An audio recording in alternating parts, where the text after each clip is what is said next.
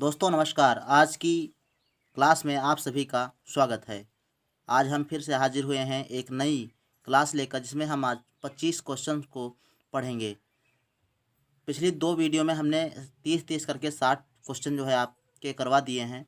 बाकी बचे 25 क्वेश्चन इस लास्ट वीडियो में करवा दे रहे हैं। तो आप सभी लोग जो है इन 25 जो 85 क्वेश्चन कुल मिला के 3 वीडियो में बताए गए हैं, वो सारे आपको अच्छे से पढ़ लेना है और इनके आंसर आपको आने चाहिए। वार्षिक परीक्षा की दृष्टि से बहुत ही महत्वपूर्ण क्वेश्चन है। तो आइए ये वीडियो प्रारंभ करते हैं।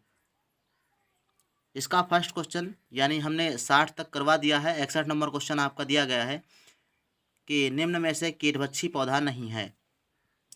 कौन सा पौधा ऐसा है जो कीटभक्षी नहीं है? तो फर्स्ट ऑप्शन आपका है ड्रोसेरा, और बी है वीनस फ्लाई, और सी ऑप्शन है घटपर्णी, और डी ऑप्शन है आर्किड। कौन सा पौधा है जो कीटभक्षी नहीं है? तो इसमें जो आपका राइट आंसर है वो है आर्किड। आर्किड का पुष्प होता है, ये कोई कीटभक्षी पौधा नहीं होता। बाकी जो तीन ऑप्शन ड्रोसेरा है और वीनस फ्लाई है, घटपर्णी है, ये आपके क्या है, कीटभक्षी पौधे होते हैं जो विभिन्न प्रकार के कीटों को अपना भोजन बनाते हैं। और कीटभक्षी पौधे उन स्थानों पर पाए जाते हैं जहाँ पर नाइट्रोजन की कमी होती है मिट्टी में, है ना। तो 61 नंबर क्वेश्चन आपका इस प्रकार से कंप्लीट होता है। 62 नंबर क्वेश्चन की बात करेंगे तो रदनक रदनक दांतों का कार्य क्या है? दांत आपके 4 प्रकार के होते हैं, पढ़ा होगा आप लोगों ने, हमने अच्छे से पढ़ाया है। तो रदनक दांतों का क्या कार्य होता है? फर्स्ट ऑप्शन है काटने का होता है, बी ऑप्शन फाड़ने का होता है, और सी ऑप्शन पीसने का, और डी ऑप्शन है पीसने और चबाने का। तो कौन सा ऑप्शन आपका सही लग रहा है वो आप कमेंट बॉक्स में लिखिएगा। इसमें देखो राइट आंसर जो आपका जाएगा, फाड़ने का कार्य होता है। रदनक दांतों का कार्य क्या होता है? फाड़ने का। और जो कृंतक दांत होते हैं वो काटने का कार्य करते हैं। ठीक है, जो कृंतक होते हैं वो काटने का कार्य करते हैं, और रदनक होते हैं वो फाड़ने का कार्य करते हैं, और बाकी चौड़क और अर्धचौड़क जो होते हैं वो पीसने और चबाने का कार्य करते हैं। नेक्स्ट क्वेश्चन है 63 नंबर, रीसेट बटन, ये कंप्यूटर लेसन से है। रीसेट बटन का प्रयोग होता है। रीसेट बटन का प्रयोग कब किया जाता है? तो इसके लिए आपको कमेंट बॉक्स में आंसर लिखना है। फर्स्ट ऑप्शन है कंप्यूटर बंद करने के लिए, बी है कंप्यूटर गति बढ़ाने के लिए, कंप्यूटर को निर्देश देने के लिए, या कंप्यूटर को दोबारा प्रारंभ करने के लिए। यानी एक बार प्रारंभ है, दोबारा उसको प्रारंभ करने के लिए रीसेट बटन का प्रयोग किया जाता है। तो इसका जो राइट आंसर होगा डी होगा, है ना। कंप्यूटर को दोबारा प्रारंभ करने के लिए रीसेट बटन का प्रयोग करते हैं। जब एक बार रीसेट बटन दबाते हैं तो क्या होता है, कंप्यूटर अपने आप स्विच ऑफ हो जाता है और वो अपने आप बिना कोई बटन दबाए ही खुल जाता है, यानी प्रारंभ हो जाता है। तो डी ऑप्शन आपका जो है राइट हो जाता है इसमें।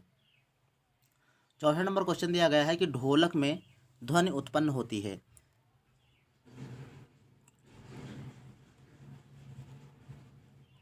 ढोलक में ध्वनि उत्पन्न किस प्रकार से होती है ये आपको बताना है। फर्स्ट ऑप्शन है खींचने से, बी ऑप्शन है रगड़ने से, और सी ऑप्शन है आघात से, और डी ऑप्शन है फूंक मारने से। तो क्या है कि ढोलक में जब आप उसको आघात करते हो, उस पर चोट मारते हो, तब उसमें आवाज़ निकलती है, ध्वनि उत्पन्न होती है। तो इसका जो सी ऑप्शन है वो आपका राइट हो जाता है। जैसे फूंक मारने बांसुरी जो है बजती है ना, और रगड़ने से सितार बजता है, और खींचने से गिटार के तार जब खिंच जाते हैं तो क्या है, ध्वनि उत्पन्न होती है। तो ये सब वाद्य यंत्र हैं, वो किस प्रकार से ध्वनि उत्पन्न करते हैं वो आपको ध्यान में रखना है लेसन के अनुसार। 65 नंबर क्वेश्चन दिया गया है कि गतिशील समुद्री जहाज की चोटी पर बैठी चिड़िया में होती है। 65 नंबर क्वेश्चन का answer very very important question है, आपको ध्यान में रखना है इसको। गतिशील समुद्री जहाज की चोटी पर बैठी चिड़िया में कौन सी गति होती है? फर्स्ट ऑप्शन है गतिज ऊर्जा, बी ऑप्शन है स्थितिज ऊर्जा, और सी ऑप्शन है गतिज एवं स्थितिज ऊर्जा दोनों होती हैं, और डी ऑप्शन है स्थितिज एवं गतिज ऊर्जा में से कोई नहीं। तो कौन सा ऑप्शन सही है? तो इसका जो राइट आंसर होता है वो होता है आपका स्थितिज एवं गतिज ऊर्जा, है ना, में से कोई नहीं। तो ये ध्यान में रखना है, बहुत इंपॉर्टेंट क्वेश्चन है, और चौंका देने वाला क्वेश्चन ये है आपका। समझ लो कि जो चोटी चोटी पर बैठी हुई है जहाज़ की वो चिड़िया, तो चिड़िया में जो है कोई भी ऊर्जा नहीं है, नाव चल रही है, अगर जो जहाज़ रुक भी जाए तो उस पर कोई प्रभाव पड़ने वाला नहीं है ना। तो ये आपका डी इसमें राइट आंसर हो जाएगा। नेक्स्ट 66 नंबर क्वेश्चन दिया गया है, दो पत्थरों के तेजी से आघात करने या टकराने पर यांत्रिक ऊर्जा बदलती है किसमें? फर्स्ट ऑप्शन है प्रकाश एवं ध्वनि ऊर्जा में, और बी ऑप्शन है ऊष्मा एवं ध्वनि ऊर्जा में, और सी ऑप्शन है ऊष्मा एवं प्रकाश ऊर्जा में, और डी ऑप्शन आपका देखो दिया गया है सबसे नीचे है ऊष्मा, प्रकाश और ध्वनि ऊर्जा में। तो कौन सा ऑप्शन इसमें सही है वो आप कमेंट बॉक्स में लिखिएगा। फर्स्ट ऑप्शन देखो इसमें जाएगा प्रकाश एवं ध्वनि ऊर्जा। तो जब जो दो टुकड़ों को पत्थरों को जब हम टकराते हैं तो क्या होता है, ध्वनि निकलती है और चिंगारी निकलती है ना। तो प्रकाश और ध्वनि ऊर्जा इसमें जो है राइट हो जाएगा, ए ऑप्शन आपका सही होगा इसमें। इसके बाद है 67 नंबर क्वेश्चन दिया गया है कि 50 किलोमीटर की ऊंचाई पर उड़ते हुए हवाई जहाज में होती है कौन सी ऊर्जा? तो इसमें ए ऑप्शन आपका दिया गया है स्थितिज ऊर्जा होती है, और गतिज ऊर्जा होती है। स्थितिज और गतिज ऊर्जा दोनों होती हैं, और डी ऑप्शन है स्थितिज एवं गतिज ऊर्जा में से कोई नहीं। तो कौन सा ऑप्शन सही होगा? तो जो 50 किलोमीटर की ऊंचाई पर जो हवाई जहाज उड़ रहा है उसमें जो है आपका ये दोनों प्रकार की ऊर्जा होंगी। कौन सी? स्थितिज ऊर्जा और गतिज ऊर्जा, है ना। यानी हेलीकॉप्टर अगर जो बाई चांस रुक भी जाए तो उसमें क्या है, स्थितिज ऊर्जा होती है, और गतिज तो उसे गति के कारण उसमें गतिज ऊर्जा होती है। तो ये ध्यान में रखना है। 68 नंबर क्वेश्चन दिया गया है कि एक दर्पण के सामने खड़ा होने पर आपका दर्पण में प्रतिबिंब, यहाँ पर प्रतिबिंब लिखा है, प्रतिबिंब होता है, हमेशा सीधा प्रतीत होता है। कौन सा ऐसा दर्पण है जिसमें सामने खड़े होने पर सदैव सीधा ही प्रतिबिंब आपको दिखाई देगा? तो वो है आपका समतल और उत्तल दर्पण। समतल और उत्तल दोनों दर्पणों में क्या है, आपका जो है सीधा दिखाई देगा प्रतिबिंब। समतल दर्पण में आपके समान यानी जितनी बड़ी वस्तु होती है उतना बड़ा प्रतिबिंब दिखाई देता है, जबकि उत्तल दर्पण में जो वस्तु का जो प्रतिबिंब बनता है वो छोटा बन जाता है। तो 68 नंबर का जो डी ऑप्शन है ये सही हो जाएगा। 69 नंबर क्वेश्चन दिया गया है कि दूर स्थित किसी ऊंची इमारत की संपूर्ण ऊंचाई जिस दर्पण में देखी जा सकती है वह दर्पण कौन सा है? तो दूर स्थित कोई भी इमारत है, संपूर्ण ऊंचाई किस में देख सकते हो? तो ये आपको ध्यान रखना है, समतल या उनतल। इसमें थोड़ा ऑप्शन जो है गड़बड़ हो गए हैं। समतल दर्पण, उत्तल दर्पण, अवतल दर्पण, या समतल और अवतल तो दोनों दर्पण, है ना। तो कौन सा दर्पण होगा? तो इसमें ये जो इसमें आपका जो ये दिया गया है ये नहीं होना चाहिए, या उनतल, है ना। तो ये नहीं होगा, तो इसमें राइट आंसर आपका हो जाएगा समतल दर्पण। समतल दर्पण में हम किसी भी दूर स्थित इमारत को पूरा पूरा देख सकते हैं। तो इसका ए आंसर जो है सही हो जाएगा। 70 नंबर क्वेश्चन दिया गया है आम का पेड़ से नीचे गिरना उदाहरण है। यानी कोई आम है जो पेड़ से टूटकर नीचे ही गिरता है, क्यों गिरता है, किस बल के कारण गिरता है? तो इसका ए ऑप्शन है पेशी बल, बी ऑप्शन है गुरुत्व बल, और सी ऑप्शन चुंबकीय बल, और डी ऑप्शन है घर्षण बल। तो किस बल के कारण वो नीचे ही आता है, वो ऊपर क्यों नहीं जाता टूट के? तो कहने का तात्पर्य है इसमें जो है गुरुत्व बल होता है, इसलिए वो पेड़ के नीचे गिरता है। तो बी ऑप्शन इसमें जो है राइट हो जाएगा। यहाँ से आपको निकाल लेना है स्कूटर निम्नलिखित का में से कौन विक्रय सा घर्षण मूल्य। बल के कारण नहीं होता है? तो इसमें लिखेंगे उदाहरण दिया गया स्कूटर है का विक्रय मूल्य कौन सा बराबर। जो कार्य है घर्षण बल के कारण नहीं होता? तो ए ऑप्शन है जंगल में आग का लगना। कभी कभी होता है कि जब तेज आंधी चलती है तो उसमें पेड़ों के टकराव के कारण आग लग जाती है, तो घर्षण के कारण होता है। तो ये राइट आंसर है, मतलब ये सही है लिखा गया है। और बी है मशीनों में कलपुर्जों को घिसना। तो कोई भी कलपुर्जे होते हैं वो घिस जाते हैं, वो घर्षण के कारण ही घिसते हैं। जूतों का घिसना भी घर्षण के कारण होता है। और डी ऑप्शन है कुएं से पानी का खींचना। तो कुएं से जो पानी खींचा जाता है तो उसमें घिरनी लगी होती है ना, क्या घिरनी लगी होती है। तो ये ऑप्शन जो डी वाला है ये आपका नहीं होगा, तो ये ध्यान रखना है। तो यही आपका सही आंसर हो जाएगा, कुएं से पानी खींचना, ये आपका सही आंसर हो जाएगा। ठीक है, यही कारण नहीं है, क्योंकि कुएं से पानी खींचने के लिए क्या घिरनी का प्रयोग किया जाता है। तो डी ऑप्शन इसमें राइट हो जाएगा। 72 नंबर क्वेश्चन दिया गया है कि प्रथम श्रेणी के उत्तोलक में क्या है, क्या होता है? फर्स्ट ऑप्शन है आयास और भार के मध्य आलम्ब होता है, बी ऑप्शन है आलम्ब और आयास के मध्य भार होता है, और सी ऑप्शन है आलम्ब और भार के मध्य आयास होता है, डी ऑप्शन आयास और भार नहीं होते हैं।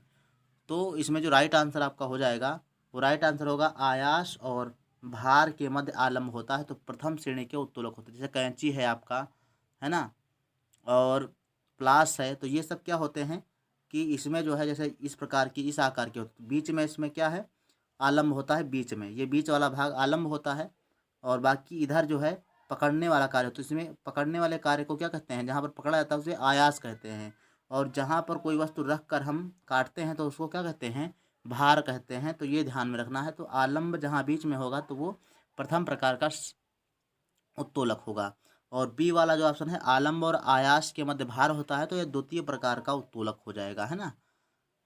और नेक्स्ट आगे चलते हैं। 73 नंबर क्वेश्चन दिया है, घर्षण बल निर्भर करता है किस पर।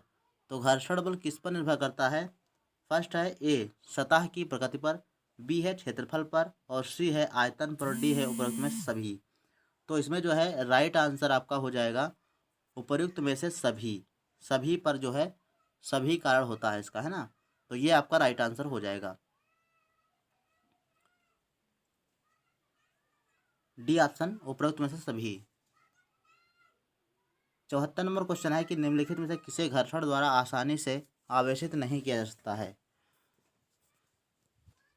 फर्स्ट ऑप्शन है कांच की छड़ को, और बी ऑप्शन है एबोनाइट की छड़ को, और सी ऑप्शन है गुब्बारा, और डी ऑप्शन है लकड़ी का टुकड़ा।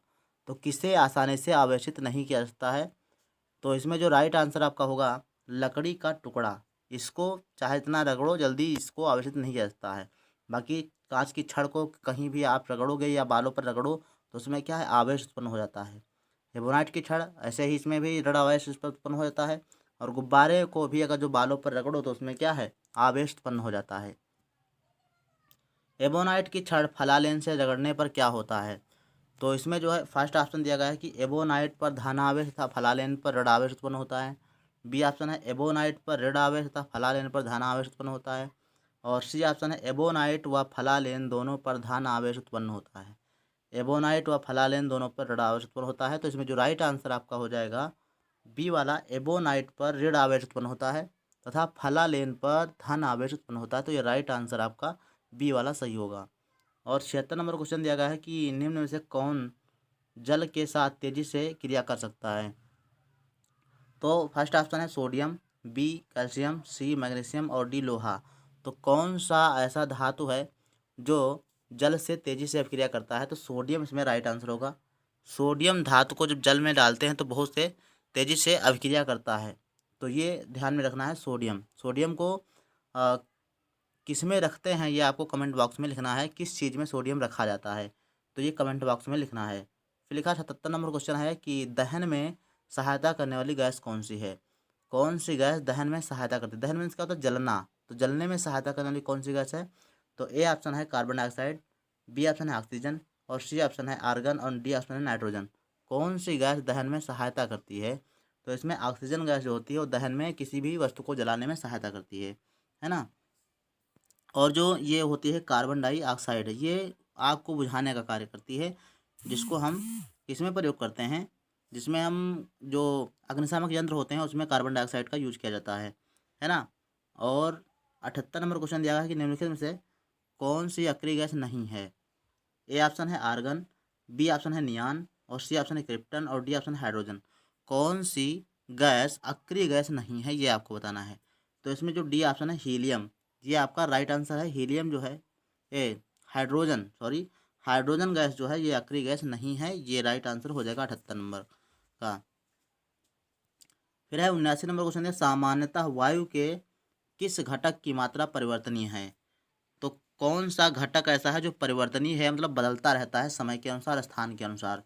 तो ए ऑप्शन आपका इसमें सही होगा, जलवाष्प। जलवाष्प की मात्रा क्या है, परिवर्तनीय है। जैसे गर्मी का मौसम जब होता है तो उसमें जलवाष्प की मात्रा कम हो जाती है, वही जब सर्दियों का मौसम हो या बरसात का मौसम हो तो क्या होता है कि वातावरण में जो वायु होती है उसमें जलवाष्प की मात्रा अधिक हो जाती है। बाकी रही कार्बन डाइऑक्साइड की मात्रा, ये निश्चित होती है कि 0.03% होती है ना। तो ये आपको ध्यान में रखना है। नाइट्रोजन है तो नाइट्रोजन 78% होती है। कितनी होती है, 78% होती है। ऑक्सीजन की मात्रा कितनी होती है ये आपको कमेंट बॉक्स में लिखना है। फिर लिखा है 80 नंबर क्वेश्चन है, 20 हर्ट्ज आवृत्ति से कम आवृत्ति की उत्पन्न ध्वनि क्या कहलाती है। फर्स्ट ऑप्शन है श्रव्य, बी ऑप्शन है कर्कश, सी ऑप्शन अपश्रव्य, और डी ऑप्शन है पराश्रव्य। तो कौन सी ध्वनि है जो 20 हर्ट्ज से कम आवृत्ति की ध्वनि उत्पन्न होती है। ध्वनि कहलाती है। तो अपश्रव्य ध्वनि जो होती है वो 20 हर्ट्ज से कम होती है और ये इंसान जो है नहीं सुन पाता है। हाँ, इसको कुत्ते जो है सुन लेते हैं, इसीलिए वो थोड़ी भी आहट उनको सुनाई देती है तो तुरंत जो है चौंक जाते हैं। तो कुत्ते इस आवाज़ को सुन सकते हैं। तो ये ध्यान में रखना है। 20 हर्ट्ज आवृत्ति से कम आवृत्ति की ध्वनि को क्या कहते हैं? अपश्रव्य ध्वनि कहा जाता है। 81 नंबर क्वेश्चन दिया गया है कि कार्य करने की क्षमता को क्या कहते हैं? ये सब लोगों को पता होगा, कार्य करने की क्षमता को क्या कहते हैं? ऊर्जा कहते हैं। फिर है 82 नंबर क्वेश्चन दिया गया कि इसमें से कौन प्रबल अम्ल है? प्रबल अम्ल, अब इसमें देखो अम्ल सारे हैं, नाइट्रिक अम्ल है, साइट्रिक अम्ल है, सल्फ्यूरिक अम्ल है और एसिटिक अम्ल है, लेकिन प्रबल अम्ल कौन सा है ये आपको बताना है। तो इसका राइट आंसर जो होगा वो फर्स्ट वाला नाइट्रिक अम्ल जो होता है वो प्रबल अम्ल कहलाता है। आवेश कितने प्रकार के होते हैं ये आपको बताना है। आवेश 2 प्रकार के होते हैं, 1 प्रकार का होता है, 3 प्रकार के होते हैं और डी 4 प्रकार के होते हैं। तो इसमें जो राइट आंसर होगा सबको मालूम होगा, 2 प्रकार के आवेश होते हैं। कितने प्रकार के? 2 प्रकार के। तो फर्स्ट ऑप्शन जो है सही हो जाएगा। ऋणात्मक और धनात्मक आवेश 2 प्रकार के आवेश होते हैं। 84 नंबर क्वेश्चन दिया गया है कि न्यूमेरिक की होती हैं। न्यूमेरिक की कौन होती हैं? फर्स्ट ऑप्शन है कीबोर्ड में होती हैं और बी ऑप्शन है सीपीयू में होती हैं, सी ऑप्शन हार्ड डिस्क में होती हैं और डी ऑप्शन मॉनिटर में होती हैं। तो कहाँ पर होती हैं न्यूमेरिक की? तो कीबोर्ड के अंतर्गत जो है होती हैं। ये इसका ए ऑप्शन जो है आपका राइट हो जाएगा। कीबोर्ड में कुल मिला के 104 की होती हैं, ध्यान रखना है। और F1 से लेकर F12 तक जो है फंक्शनल की होती हैं और न्यूमेरिक की होती हैं। टैब बटन होता है, शिफ्ट होता है ना, कैप्स लॉक होता है। तो ये सारे बटन जो है आपको ध्यान रखना है कौन कौन सी की होती हैं। तो कीबोर्ड में न्यूमेरिक की होती हैं 0 से लेकर 9 तक और प्लस जो पंचुएशन की होती हैं कुछ, और प्लस माइनस और गुणा भाग ये सब के निशान भी होते हैं। तो ये ध्यान में रखना है। 85 नंबर क्वेश्चन दिया गया है कि लार में पाया जाने वाला एंजाइम कौन सा है? बहुत ही चर्चित प्रश्न है और वेरी इंपॉर्टेंट प्रश्न है, तो ये ध्यान में रखना है आपको। वेरी इंपॉर्टेंट क्वेश्चन है। तो लार में पाया जाने वाला एंजाइम कौन सा है? First option ptyalin, pepsin, rennin, इनमें से कोई नहीं। तो कौन सा ऑप्शन सही है उसके लिए कमेंट करिएगा। तो इसमें फर्स्ट ऑप्शन जो है सही होगा टाइलिन। टाइलिन नामक एंजाइम लार में पाया जाता है, तो ये ध्यान में रखना है। तो आज ये सारे आपके जो है 85 क्वेश्चन हमने आपको बताया था कि 3 वीडियो में जो है पूरे हो जाएंगे। तो 85 क्वेश्चन हमने जो है आपको पूरे करवा दिए हैं। बाकी इसमें से आपको पढ़ना है सारे, और सारे जो आपका कोर्स भी है कंप्लीट कर दिया गया है। बाकी प्लेलिस्ट बनी है, अगर आप पढ़ना चाहते हो तो प्लेलिस्ट में जाकर जो है सारे वीडियो आप देख सकते हो। तो मिलते हैं नेक्स्ट वीडियो में, तब तक के लिए धन्यवाद।